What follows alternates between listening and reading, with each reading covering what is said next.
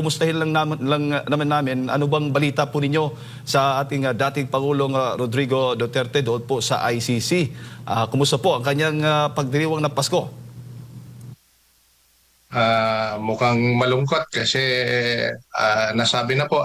Actually, I was there about first week of December, and we were already told na walang bisita sa panahon ng Pasko at New Year. Kaya buti na lang din na may mga membro ng pamilya, the latest of which was I saw Kitty Duterte there, The Hague, no? Nabisita niya yung papa niya, 24, pero walang bisita ng 25. Sa 26 siguro makakabisita na naman pagkatapos ng Pasko. Opo. So yun po yung kalagayan niya pagdating sa kung ano yung pagbibisita sa kanya. Pero mayroong panawagan din po na yung abogado niya, I recall, si Attorney Kaufman was saying na kung meron kayong ipapadala ng mga Christmas greetings, pwede nyo ipadala sa kanya para mabasa niya, no? Kahit na gaano karami yan, aabot din yan doon sa detention facility where he is staying. Opo, hanggang New Year ho ba? Hindi po pwedeng bisitahin ang dating Pangulong Duterte doon po sa ICC dahil holiday nga. Pagkaalam ko po yung sinasabi nating holiday, yung Christmas at saka New Year. So in between that, pag wala pong holiday, pwede pong bibisitahin. Depende po sa schedule. Kasi meron pong schedule tinatalaga yung detention facility. Okay. At hindi po yung buong araw na pinapayagan na pagbibisita. Meron pong oras sa pagbibisita doon sa kanya. Opo. So hindi naman po ito first time, ano? Talagang ganyan po yung naging ang kalakaran ng ICC. Pagdating po sa yung mga gustong bumisita, yung visitation arrangements po nila pagdating po ng Pasko at Bagong Taon. Well, probably because this is the first time, no, na umabot talaga yung pagdidetine ng dating Pangulo sa Paskong ito. Kasi if we may recall, March 11, kinuha po siya at dinala sa Hague. So ito po yung unang Pasko and hopefully the last, no? Pagdating sa pagdititine sa dating Pangulo. Opo. Pero maaari ho ba ninyong maituring din yung issue ng karapatang pantao, yung hindi po pagpapahintulot ng family visits po tuwing court holidays, Attorney? Merong minimum in terms of human rights, ano? Kahit na dito sa ating bansa, meron ding pagbibisita na karapatan ng pagbibisita sa mga detine dito. So I hope the ICC would also have that same human rights, the same rights afforded to detainees in their facility. So hindi lang po yan.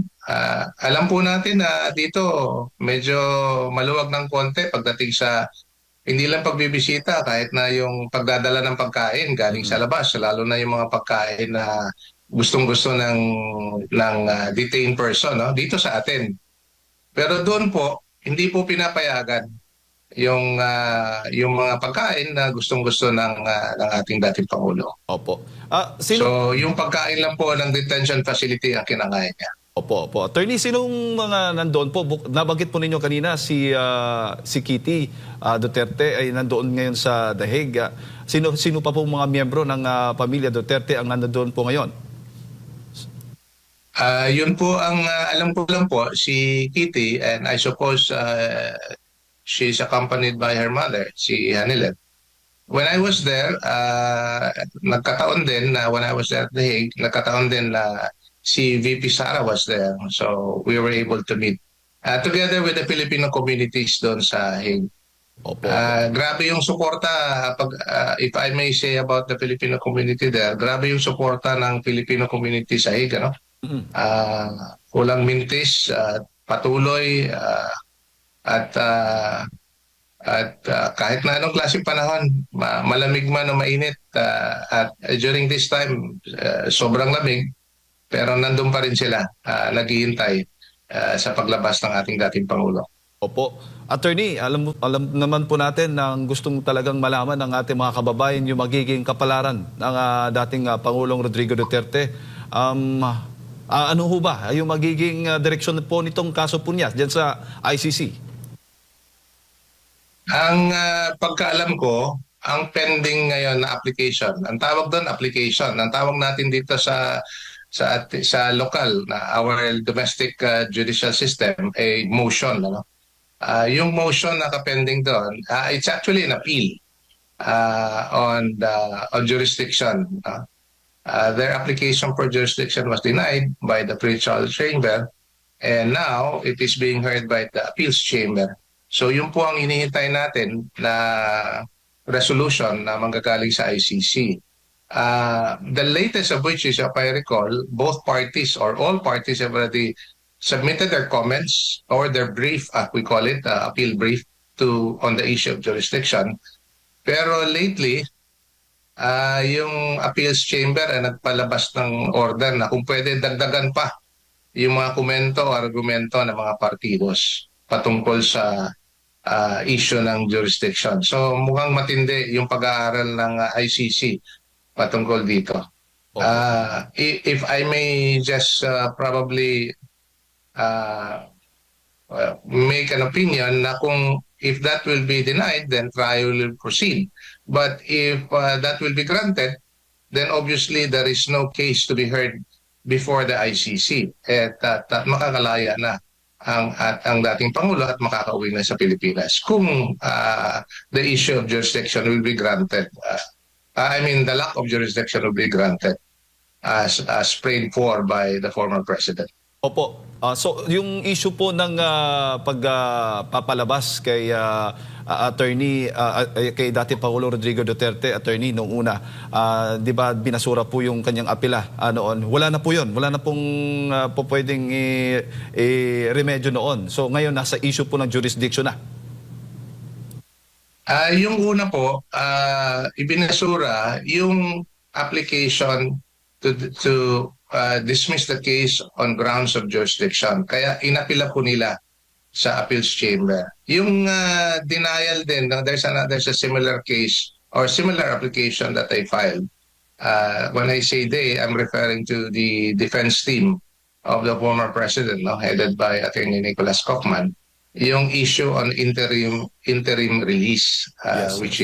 which was denied, and I understand they have filed an appeal as well. Opo. Motion for reconsideration on that one. Opo. So ibig sabihin na pwede pang didesisyonan pa pala itong apela ng interim release kahit nag-apela na noong una, attorney. Wala pong magiging problema doon. Ang pag-alam ko, there's a provision in the Rome Statutes where, kasi among the grounds that were mentioned on the prayer for interim release is his physical and medical condition ng dating Pangulo. At under the provisions of the Rome Statutes, meron pong tinatawag na review every 120 days. So baka pwede makita doon na uli when his medical and physical condition would be reviewed, and the court would review the ground for the prayer for interim release. Baka pwedeng payagan pagdating ng panahon. Opo. Speaking of yung kalagayan po ng dating Pangulong Duterte, attorney, kumusta na po ang kanyang kalusugan?